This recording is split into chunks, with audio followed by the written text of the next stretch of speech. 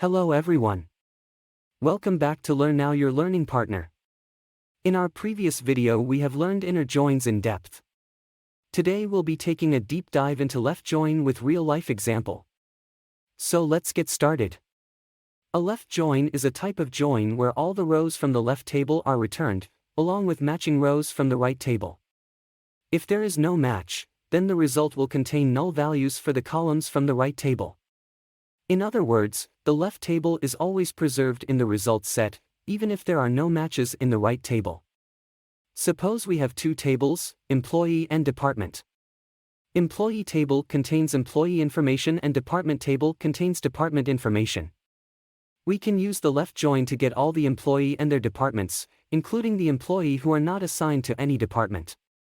Here's the SQL code for a left join between the customer and department tables.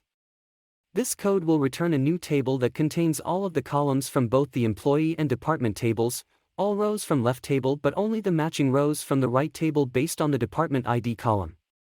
In the result table, if there is no match between the department ID in the employees table and the department ID in the departments table, that row will not appear in the result table.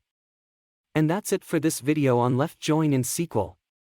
I hope this example has helped you understand how to use left join to combine data from two tables. Thanks for watching, and I'll see you in the next one.